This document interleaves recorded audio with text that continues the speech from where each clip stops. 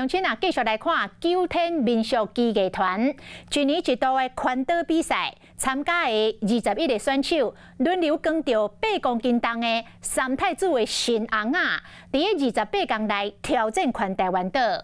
因为9天技艺团过去捌去过撒哈拉沙漠，当时为着要来抵抗着炎热的天气，有甲新红啊来改装，搁来加强通风，所以这个新红啊内底温度是比室外较低。也毋过伫咧中华早起10点就庆到35度，无经验的参赛者也是着刷咯。第一日头壳跟三太子的大新红啊来行。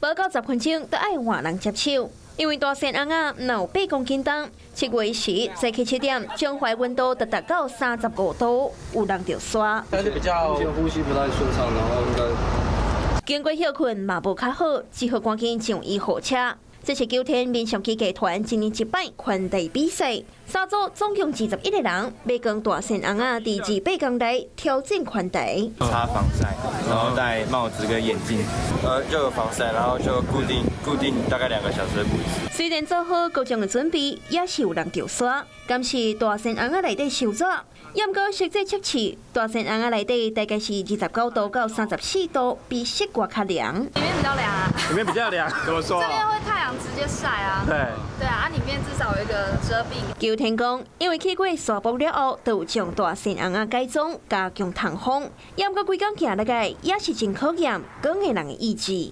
不只是体力，它是一种意志力，然后对这块土地的认同。28天的比赛，三组人要比的不是上台身高，是倒一堆休困休上招摆。嘛，因为天气实在真热，9天讲希望参赛者挑战家己的同时，嘛唔通勉强，注意身体状况。